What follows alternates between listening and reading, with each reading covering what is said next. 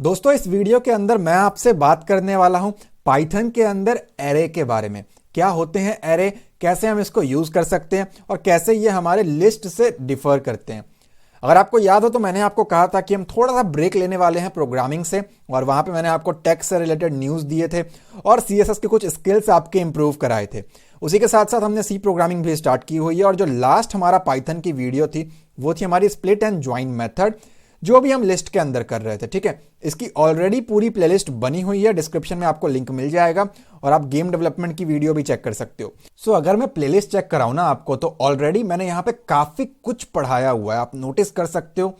99 videos है और आज की ये 100 वीडियो रहने वाली है। इस प्लेलिस्ट का कंप्लीट लिंक आपको डिस्क्रिप्शन में मिल जाएगा, और अब तक का ये मेरा फर्स्ट प्लेलिस्ट है जिसके अंदर हमने 100 वीडियोस को रखा हुआ है। सो आज की वीडियो के अंदर हम लोग बात करने वाले हैं एरे इन पाइथन के बारे में। वीडियो को स्टार्ट करने से पहले अगर आप हमारे चैनल पर न्यू हैं तो सब्सक्राइब करें, बेल आइकन को क्लिक करके ऑल नोटिफिकेशन को ऑन करें ताकि आपको लेटेस्ट वीडियोस की नोटिफिकेशन मिलती रहे। ऑलराइट, सो बात करते हैं यहाँ पे एरे क्या होता है और इसके डिटेल्स और टेक्निकलिटीज को थोड़ा हम समझ लेते हैं। सबसे पहला पॉइंट जो हमारे पास है वो ये है, in Python array is an object. Array एक ऑब्जेक्ट है that provides a mechanism for storing several data items with only one identifier, so it simplifies the task of data management। देखिए, आसान भाषा में बताओ तो इसका मीनिंग ये बनता है, पाइथन के अंदर एरे आपका एक ऑब्जेक्ट है जो आपको एक मैकेनिज्म प्रोवाइड करता है, एक टेक्निक प्रोवाइड करता है कि आप बहुत सारे डेटा को, मतलब बहुत सारी चीजों को स्टोर कर सकते हो एक ही आइडेंटिफायर में, एक ही वेरिएबल के अंदर। और इससे क्या होता है, अगर आपको बहुत बड़ा अमाउंट ऑफ डेटा स्टोर करना है ना, लार्ज अमाउंट ऑफ डेटा, और डेटा को मैनेज करना है, तो ये उस काम को आसान कर देगा। दैट्स वाई हम एरे को यूज करते हैं। ठीक है, in Python array can increase और डिक्रीज देयर साइज डायनेमिकली या अकॉर्डिंगली। अब मैं बार बार यहां पे इन पाइथन इसलिए मेंशन कर रहा हूं ना, क्योंकि आप में से बहुत सारे लोगों ने, हो सकता है ऑलरेडी कोई प्रोग्रामिंग लैंग्वेज पढ़ा हो, जैसे सी हो सकता है, C++ हो सकता है, जावा हो सकता है। तो हर एक में ना कुछ वर्ड्स का डिफरेंस है। जैसे अगर हम सी प्रोग्रामिंग की बात करें तो वहां पे क्या होता है, array is a collection of homogeneous data element store in a contiguous memory location. तो होमोजीनियस डेटा एलिमेंट तो यहां पे लागू होता है, बट बाकी पॉइंट्स यहां पे एप्लीकेबल नहीं है। ठीक है, उनकी डिटेल्स हमारे पास नहीं है। दैट्स वाई मैं पाइथन के अकॉर्डिंग चल रहा हूं। सो यहां पे मैंने मेंशन कर रखा है हर जगह पे इन पाइथन।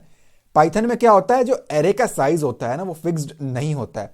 आपने लिस्ट पे काम किया तो आपको मालूम है, हम लिस्ट का नाम लेटस से L1 लिख करके इक्वल टू स्क्वायर ब्रैकेट लगाते हैं। सो पाइथन में क्या है, इसका साइज फिक्स नहीं होता। आप जितने स्टोर करेंगे उसके अंदर ऑब्जेक्ट्स बना करके, आप जितने आइटम स्टोर करोगे, जो भी उसका डेटा टाइप होगा उसके अकॉर्डिंग जितने भी बाइट्स वो कंज्यूम करता है, वो उसको मल्टीप्लाई कर लेगा आइटम्स के साथ। लेटेस्ट से अगर आप स्टोर करते हो 5 इंटीजर वैल्यू, तो इंटीजर को 2 बाइट्स चाहिए होता है, तो 5 मल्टीप्लाई बाय 2 बाइट्स, ये बन जाएगा आपका 10 बाइट्स। तो ये 10 बाइट्स का बन जाएगा। ठीक है, तो ये आपका डायनेमिक रहने वाला है। यहां पे कुछ एग्जांपल्स देखते हैं हम लोग रियल लाइफ के। तो यहां पे सबसे पहला एग्जांपल है हमारे पास ग्रुप ऑफ पैरेट्स। अब तोते हैं हमारे पास, पैरेट्स। यहां पे अगर आप ध्यान दो तो सिर्फ और सिर्फ पैरेट्स है। ठीक है, इसमें ऐसा नहीं है कि यहां पे मैंने कोई यहां पे क्रो या कोयल वगैरह ऐसा कुछ बिठा दिया। नो, बर्ड्स हैं, बट बर्ड्स के अंदर स्पेसिफिक कोई बर्ड है हमारे पास, वो क्या है, पैरेट्स हैं। ठीक है, नेक्स्ट अगर एग्जांपल की बात करूं तो ग्रुप ऑफ स्टूडेंट्स। यहां पे हमने ग्रुप क्रिएट कर रखा है और वो सिर्फ स्टूडेंट्स हैं। इस बीच में आपको कोई टीचर देखने को नहीं मिलेगा, कोई प्रिंसिपल देखने को नहीं मिलेगा, कोई अदर फैकल्टी मेंबर देखने को नहीं मिलेगा। ये सिर्फ और सिर्फ स्टूडेंट्स हैं। तो हम इसको कंबाइन कर सकते हैं, एक ग्रुप बना सकते हैं। वहीं अगर मैं नेक्स्ट एग्जांपल की बात करूं तो ग्रुप ऑफ फ्लावर्स है, फ्लावर्स कह सकते हो आप इसको। यहां पे जितने भी हैं वो फ्लावर्स हैं। ठीक है, अब यहां पे मैं अलग से एक फ्लावर पॉट लेकर के नहीं आया हूं, तो जो सिमिलर चीजें होती है ना, एक जैसी, हम उसको कंबाइन कर सकते हैं। तो ये मीनिंग है storing several data items with only one identifier, और एक ही टाइप का डेटा इसमें रह सकता है। ठीक है, यहां पे मैंने आपको एग्जांपल दिए हैं रियल लाइफ के। अब बात करते हैं थोड़ा सा इसमें हम टेक्निकलिटीज में, प्रोग्रामिंग के अकॉर्डिंग थोड़ा बहुत। ग्रुप ऑफ इंटीजर्स, नंबर्स है हमारे पास, वो इंटीजर है, यानी कि कोई पॉइंट की वैल्यू नहीं है। 10, 11, 12, 13, 14, 15, 16 ऐसा कुछ भी नंबर्स हो सकते हैं। हमारे केस में 10, 11, 12, 13, 99 ये नंबर्स है। ये ग्रुप ऑफ फ्लोट भी हो सकता है, 10.5, 50, 5.5, 14.2। तो यहां पे सिर्फ पॉइंट्स वाले वैल्यू रहेंगे। यहां पे ऐसा नहीं है कि आप कॉमा लगा के 100 लिख दोगे, नो, यहां पे पॉइंट वाले वैल्यूज ही देने पड़ेंगे, उसी का ग्रुप बनेगा। क्यों? क्योंकि टाइप सेम होनी चाहिए और यहां पे सिर्फ इंटीजर ही अलाउड है, ठीक है।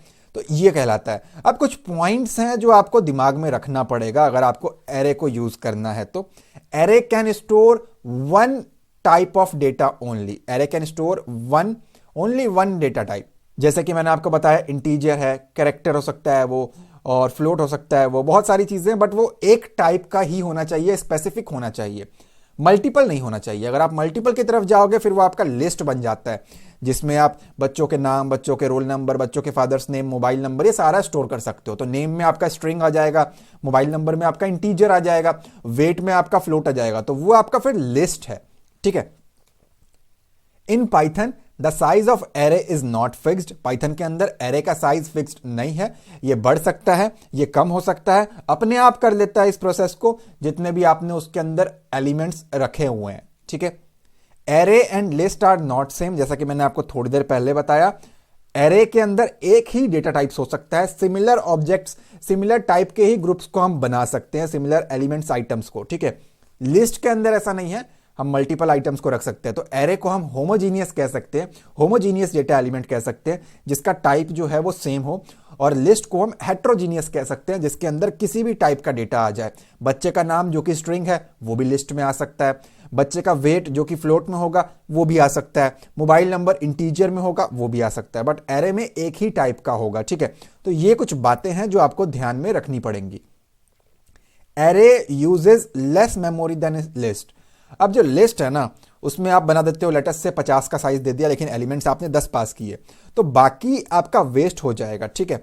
लेकिन एरे में ऐसा नहीं है, जितने एलिमेंट्स आप बनाओगे उतने ही डायनेमिक तरीके से ये अपने आप को एलोकेट करेगा। अगर आप किसी एलिमेंट को हटा देते हो, डिलीट मार देते हो, तो वो एलिमेंट को, अपने साइज को रिड्यूस भी कर सकता है। दैट्स वाई ये लेस मेमोरी यूज करता है। Need of array, why we need a array. हमें एरे की रिक्वायरमेंट क्या होती है? आसान भाषा में कहूं तो काम को आसान करने के लिए, सीधी सी बात है। प्रोग्रामिंग लैंग्वेजेस बनी ही इसलिए है ताकि हम अपने काम को आसान कर सके। अब मेरे पास यहां पे कुछ एलिमेंट्स है, कुछ नंबर्स हैं, 10, 11, 12, 13, 14, सेम टाइप है इसकी। यहां पे हम ये मान के चलते हैं हमारे पास कुछ स्टूडेंट्स हैं। हम मेरे केस में एग्जांपल ले रहा हूं 5 का, आप 5 लाख का एग्जांपल ले सकते हो। तो पहला स्टूडेंट है, उसका रोल नंबर है, उसकी आईडी है 10। दूसरे को मैंने एलोकेट कर दिया 11। देन एलोकेट किया मैंने स्टूडेंट 3, std3 अंडरस्कोर id 12, 13, 14। अब इसको प्रिंट कराना है तो कैसे प्रिंट कराएंगे? पहले को प्रिंट कराओगे, दूसरे को प्रिंट कराओगे, तीसरे को, चौथे को और पांचवे को, कुछ ऐसा ही करोगे। बट इमेजिन करो, ये तो स्टूडेंट के रोल नंबर से आईडीज है, ये मैंने 5 के केस में, ठीक है, इतना कॉम्प्लेक्स नहीं है, ठीक है। बट अगर 5000 स्टूडेंट हो या 50 स्टूडेंट हो, कितने वेरिएबल बनाओगे आप? ये मेरा वेरिएबल है, कितने वेरिएबल बनाओगे, कितनी बार प्रिंट की लाइनें लिखोगे? फिर ये तो आपका काम और मुश्किल करता जा रहा है, ठीक है। तो प्रोग्रामिंग लैंग्वेज तो काम को आसान करने के लिए है ना, और एरे भी वही करता है। जैसे थोड़ी देर पहले मैंने आपको बताया, बड़े डेटा को हैंडल कर सकता है, लार्ज अमाउंट ऑफ डेटा को हैंडल कर सकता है जिसका टाइप सेम हो। तो इतना ना करके एक ही आइडेंटिफायर के थ्रू हम इसको कर सकते हैं। ये मेरा एग्जांपल है। यहां पे मैं क्या लिख सकता हूं? std_id। पहले मैं आपको सारी चीजें दिखा देता हूं और फिर आपको समझाता हूं, ठीक है। तो यहां पे मैं क्या कर सकता हूं? इन सबका एक ग्रुप क्रिएट करके, ये std1 2 3 4 ना लिख करके std_id में लिख सकता हूं नॉर्मल सा एरे। इस जगह पे आप कुछ भी लिख सकते हो। और यहां पे मैंने लिखा एरे, और इसका मैंने एक एरे क्रिएट कर दिया। ध्यान दे, एरे आप लूप के साथ कर सकते हो क्योंकि मल्टीपल वैल्यूज हैं और लूप मल्टीपल वैल्यूज को पिक कर सकता है। तो इस वाली चीज को ना मैं इसके साथ रिप्लेस कर सकता हूं, यानी कि ये ना लिख करके मैं ये लिख सकता हूं std_id एरे। लूप के लिए मैंने आई लिख लिया, इस जगह पे आप कुछ भी लिख लेना, और वही एलिमेंट जो आपने ऊपर अलग अलग वेरिएबल्स में लिखा है उसको बस आप कॉमा लगा लगा करके लिख दो, तो इसकी इंडेक्सिंग स्टार्ट हो जाएगी। std0 के अंदर स्टोर हो जाएगा, सेम लिस्ट की तरह आपका स्टोर हो जाएगा 10, std1 के अंदर स्टोर हो जाएगा 11, std2 के अंदर स्टोर हो जाएगा 12, std3 के अंदर स्टोर हो जाएगा 13, std4 के अंदर स्टोर हो जाएगा 14। 5 एलिमेंट्स आपके कंप्लीट हो जाएंगे क्योंकि 0 से स्टार्ट किया है। ऐसे ही प्रिंट के लिए इतना कुछ ना लिखे, यहां पे हमने एक वेरिएबल बना रखा है i, जिसको हम यूज करने वाले हैं अपने लूपिंग स्टेटमेंट के लिए।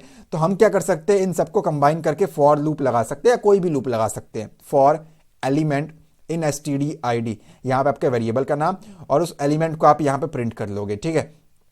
तो ये आपके वेरिएबल्स को बचाएगा। 5 या 50 या 5000 वेरिएबल की जगह पे सिर्फ एक वेरिएबल और एक लूपिंग वेरिएबल ने आपका काम आसान कर दिया। ठीक है, तो ये ज्यादा कन्वीनियंट है as compare to this. Types of array क्या है हमारे पास? आपके पास 1 डायमेंशनल एरे है जिसको आप 1D एरे भी कह सकते हो, और आप ऐसा वाला 1D एरे भी कह सकते हो। सिंगल रो मल्टीपल कॉलम्स इसके अंदर आपको देखने को मिलते हैं। अब सिंगल रो मल्टीपल कॉलम से मेरा क्या मतलब है मैं आपको बताता हूं।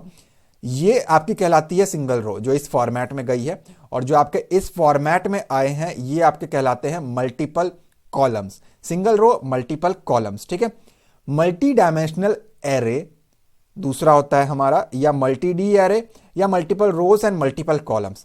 अब यहां पे कुछ बातें आपको ध्यान देनी है। स्टूडेंट के सब्जेक्ट्स के मार्क्स स्टोर करने हैं, मल्टीपल स्टूडेंट है हमारे पास, तो ये जो है ये स्टूडेंट 1 है जिसके 5 सब्जेक्ट के मार्क्स हैं, और ये जो है आपका सेकंड स्टूडेंट है। लूप लगा करके आप 5000 स्टूडेंट के भी मार्क्स को स्टोर कर सकते हो। ठीक है, Python does not supports multi dimensional array.